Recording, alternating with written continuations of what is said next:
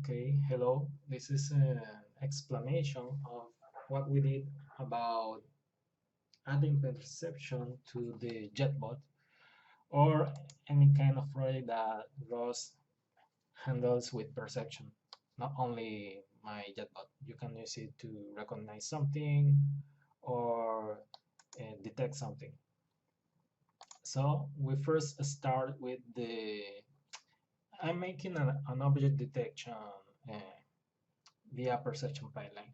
So I made some messages for the Jetbot. For example, we made the message of the bounding box, where is Mobilenet, and in this case, the output will be boxes. The boxes will be with the x, y, the width, and the height coordinates of the detected object. Also, we got the probability of the detection. That way, we can filter if the probability is more or less like the class or not. So we can pop up only the more receptive ones. The ID corresponds from the ID of the class. Depending of this model, in Mobilenet, we got like 80 or 90 classes.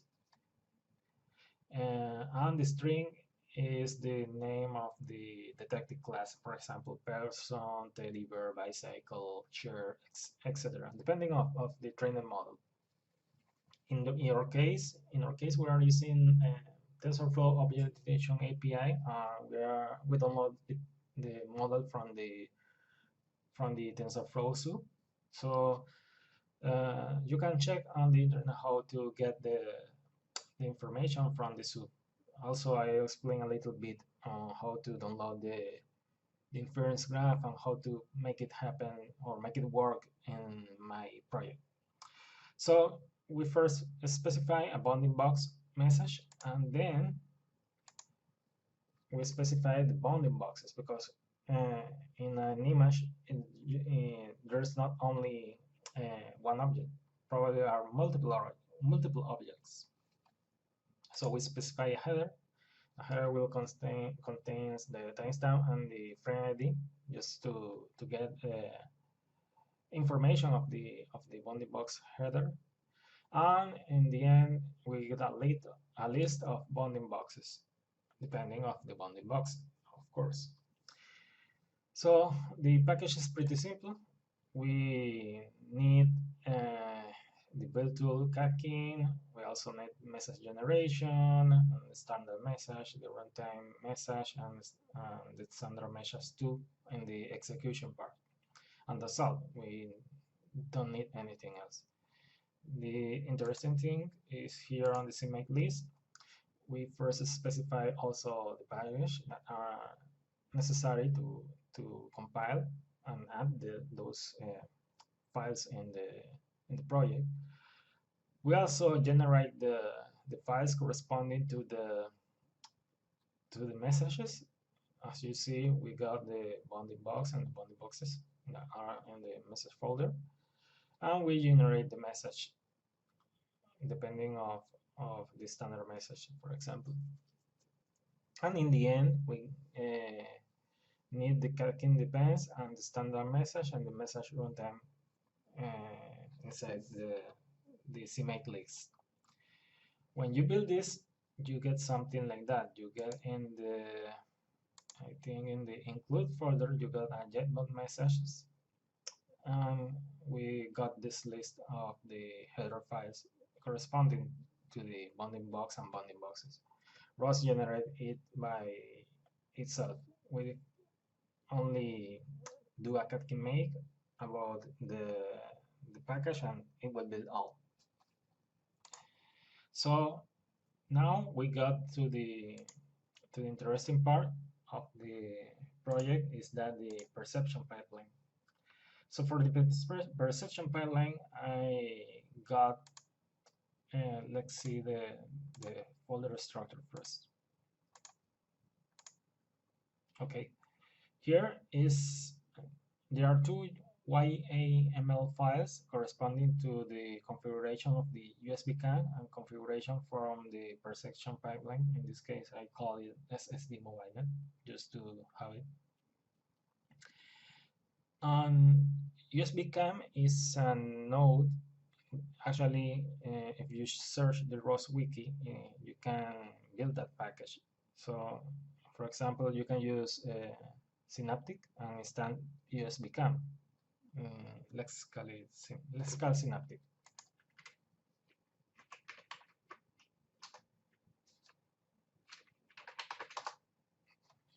Synaptic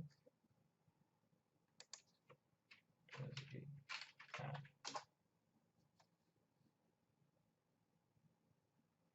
Here, as you see, we got ROS-native USB CAN, ROS-native USB CAN controller, ROS-native USB CAN hardware.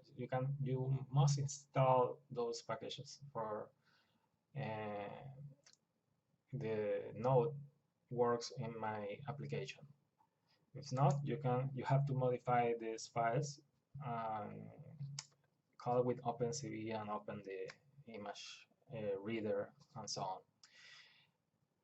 So now that we know that we are using two configuration files, we here in the doc image we only got 3 images of the outcome. So you see, here is the outcome.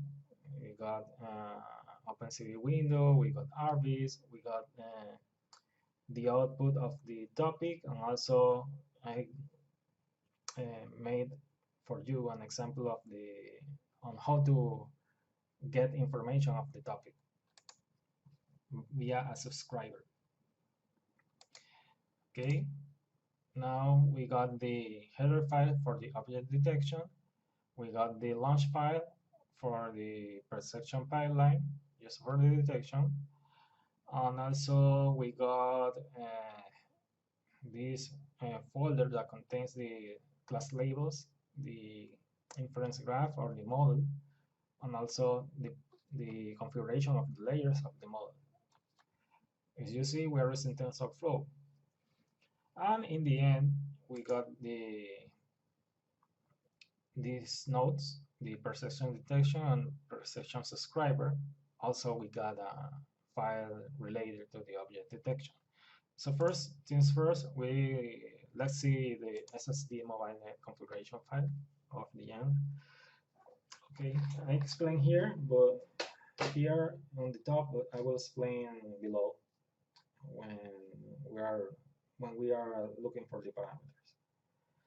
Okay, this parameter, enable floating window, is related on the window that you saw earlier. Here, this is the floating window that I call it. So you got this Boolean value. You can configure it by true or false. If it's true, you will see the image that I mentioned before. This is the image width and the image height of the window. That's the name of the window, and this the wait key. As you know, if you are using OpenCV, you need a specific time for process the frame. So the minimal is 1. If you put it 0, it will wait forever. So please don't put 0. Put any other value above 1. 1 is okay, so you can keep it. These are the topics related to the information that we can publish, we can subscribe, and also related between those packages of USB CAN and the object detection. For example, the detected objects is an image. Is the image of the original image processed by the network and labeled again. So the output will be an image labeled and marked in a box. The published topic info is the same as the detected objects as this topic, but this topic only publishes the information. So it's in the end, you will subscribe to that topic. It's more important than this one. And the subscription topic of the input image is given by the USB CAN. That's why I put USB CAN image raw.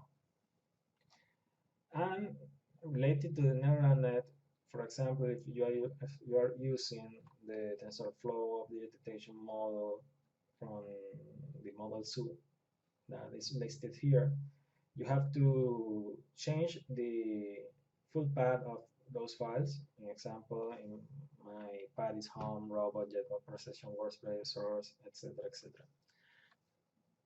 And in the end, you put the TV text file. This is the configuration file. The model file is the graph file, and the labels of the results. So let's see what contains that files. This file contains the Coco class labels, just contains the labels. For example, when the output is 92, it's a hairbrush. So it will match 92 and replace it by the string. We cannot see the frozen inference graph. If you want to see it, you can use a tool named Netron. It's online.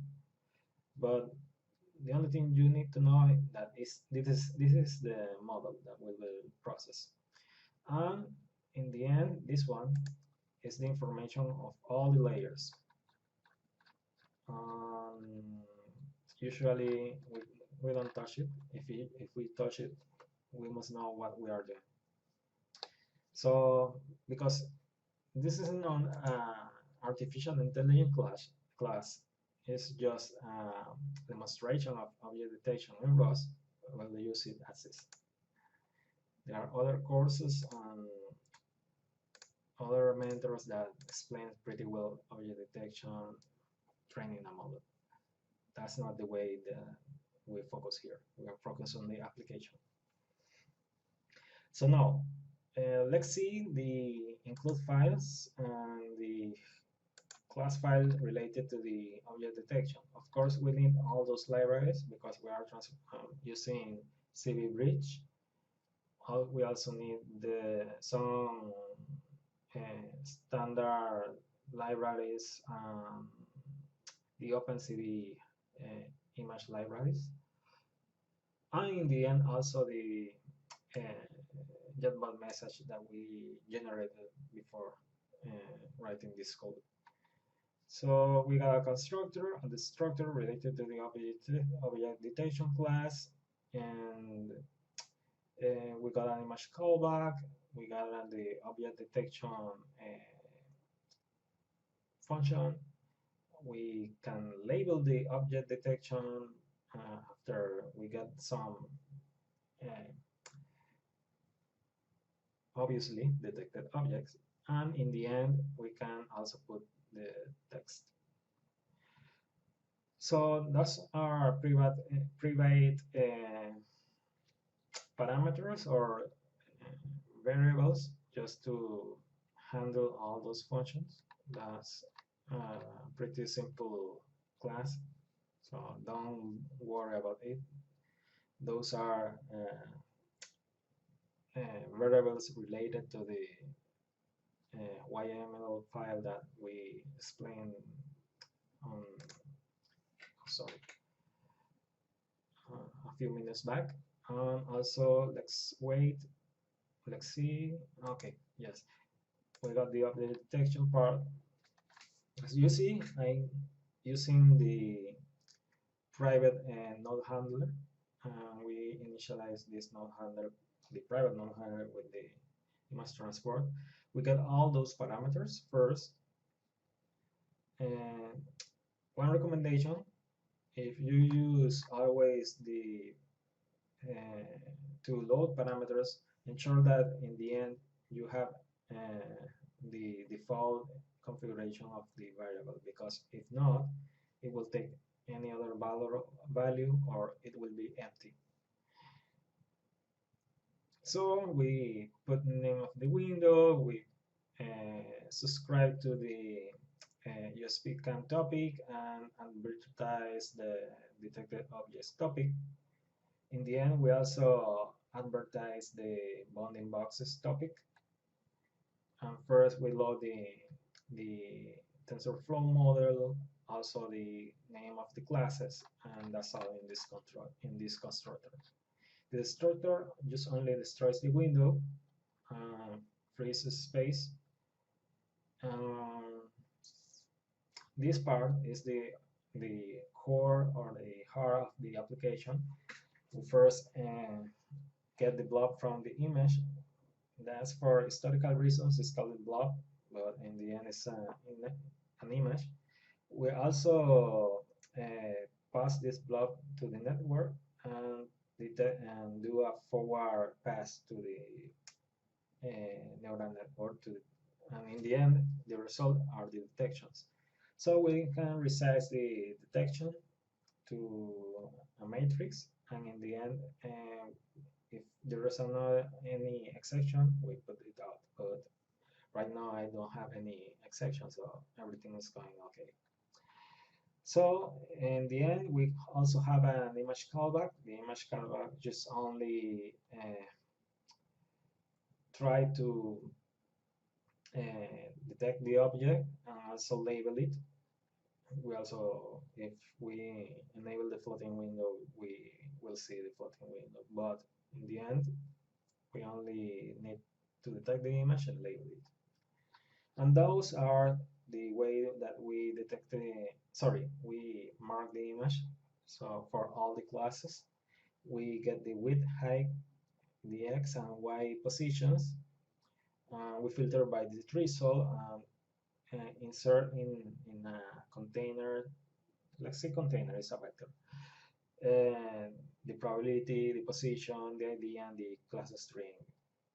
In the end, we also put it on the vector, and finally we publish it. We also have to clear it every time, because if not, the buffer will fill, we will not see the header of the publish message. For example, here I put the time and also the frame ID related to the publish information of the network. And the text function just only put text over the detected object. And that's all. So let's see what is in the perception detection CPP. Just only we call the object detection of the Jetbot perception and initialize the detection pipeline.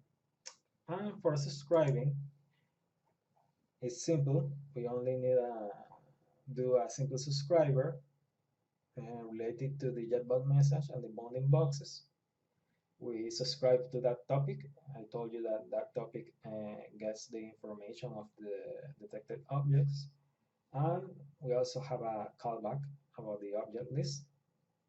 Obviously, is of type Jetbot message, bounding boxes, constant pointer, and we got the message. When we got the message, we are printing the class, the ID, the position, also the probability, and that's all. So let's test it. Also, I have a separate video for that, but let's do it. So first things first, you compile, and if everything goes okay, you can launch. Okay, sorry, I don't explain the launch file. So the launch file is pretty simple. We got two configuration files, note that are inside the nodes. In that way, they are private to the nodes. That's why the detection part, I put that thing, because in that way you can access private configuration variables. So let's see what I got. Okay, on the launch file, yes. So we got the configuration file of the USB cam. Let's see here that we got the USB cam node, and we also have the Jetbot perception node. if you want to do remapping, because probably your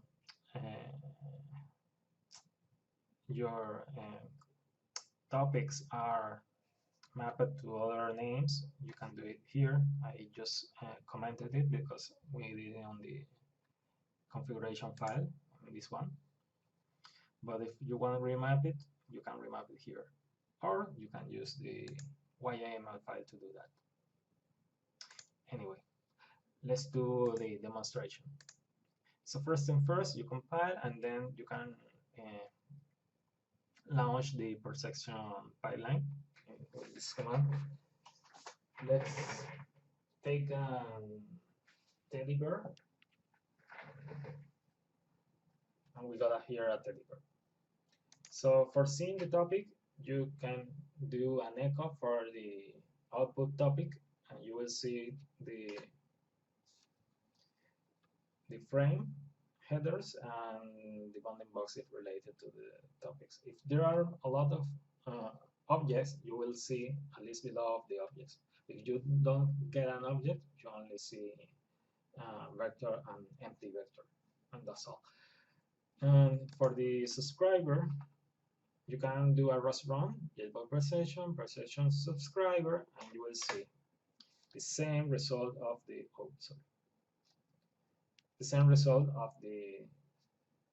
output of the echo, but subscriber. So it's an example if you want to use the precision paradigm on your project. Okay, so you see that we got the same position, the same confidence, it's the same. It's just the use of the application in your ROS application. Sorry. That's all. I hope you understand everything. Also, you can launch RVs and put the image visualizer to see the topic inside RVs, or you can use OpenCV. And that's all. I hope you like it. Hope that this thing is useful for you. Check also